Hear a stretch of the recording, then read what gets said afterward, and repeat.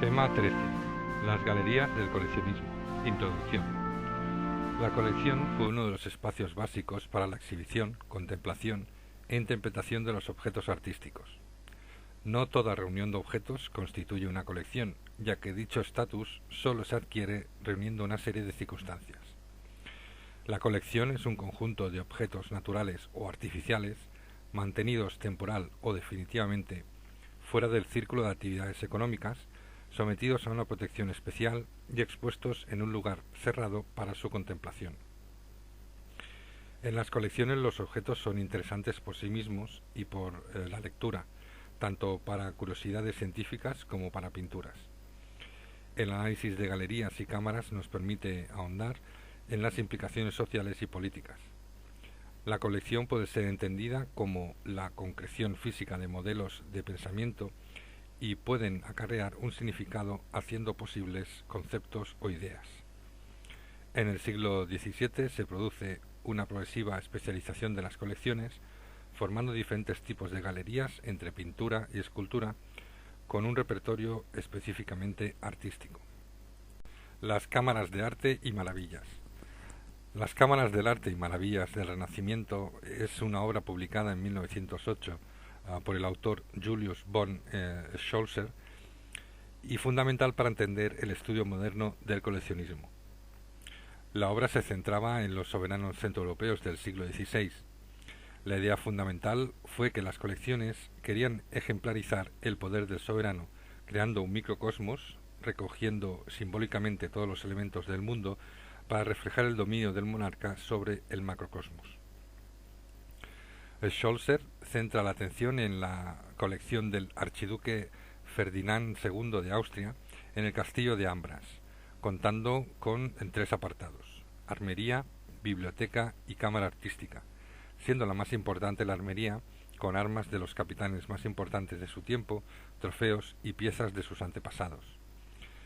La biblioteca contaba con 4.000 volúmenes de diferentes temáticas y procedencia, manuscritos y libros de estampas.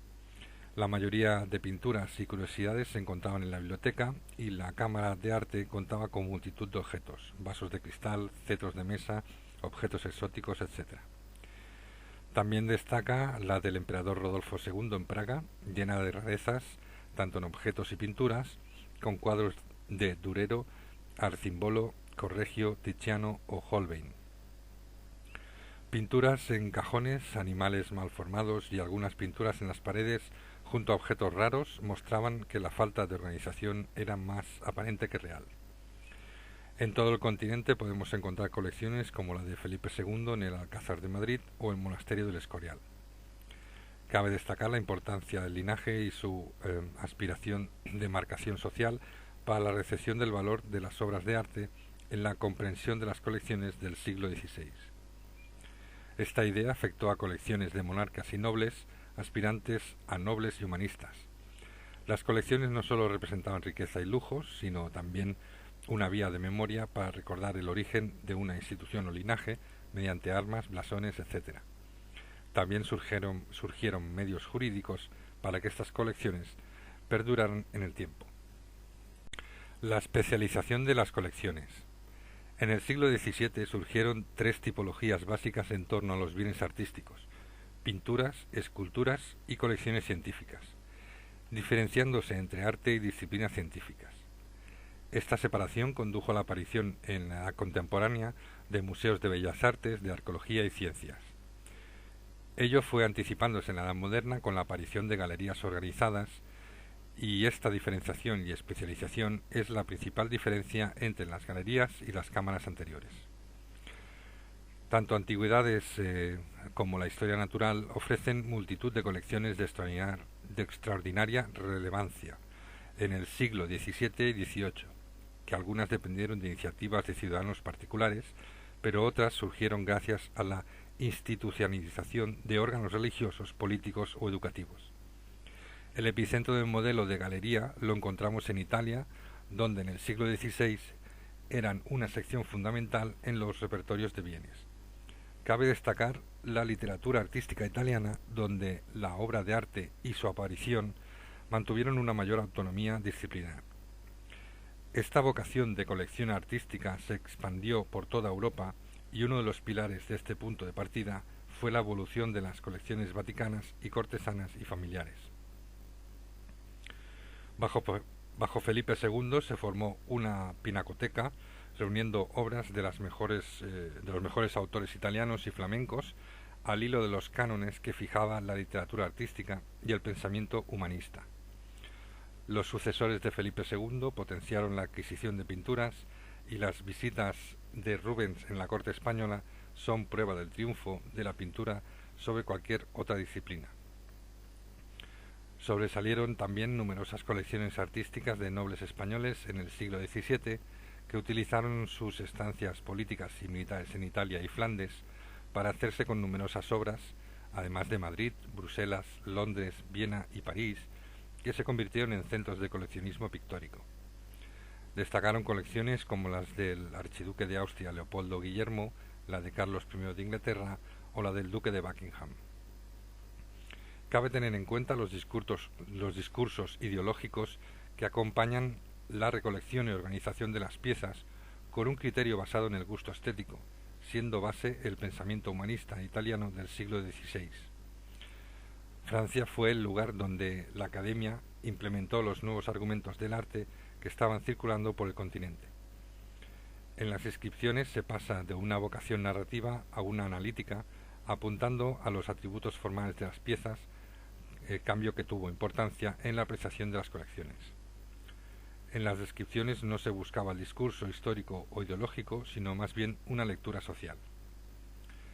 La apreciación del arte se convirtió en una virtud social.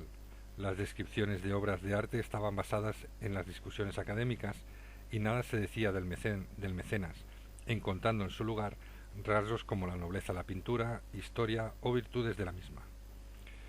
El modo de coleccionar era estrictamente artístico y el gusto por el arte estaba alejado de la riqueza, perteneciendo más al campo de lo moral y conectando con las virtudes públicas y privadas. La recepción pública de las colecciones.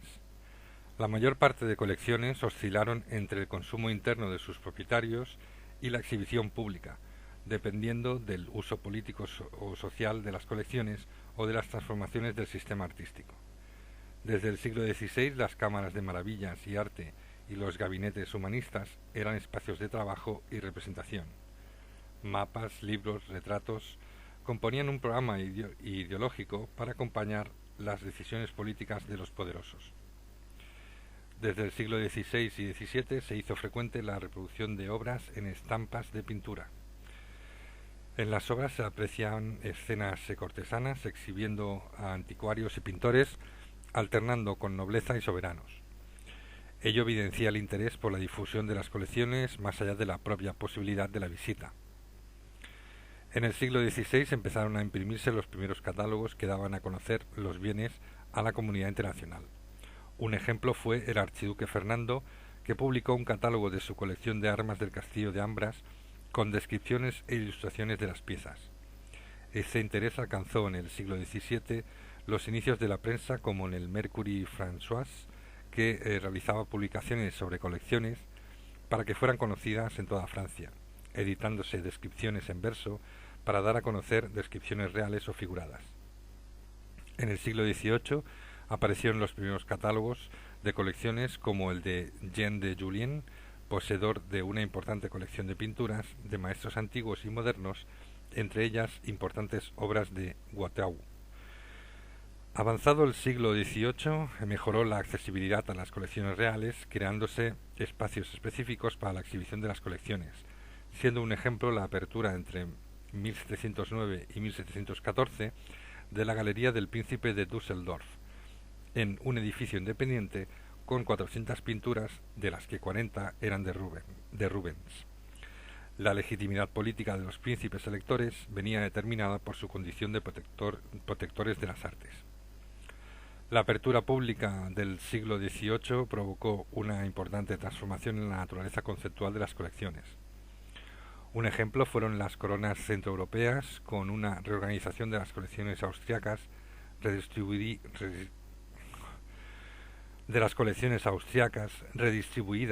y constituidas como museos públicos. Así, la colección de Ambras fue trasladada a Viena en 1806. Las piezas pasaron de ser escenografía del poder dinástico para ser depósito visible de la historia del arte.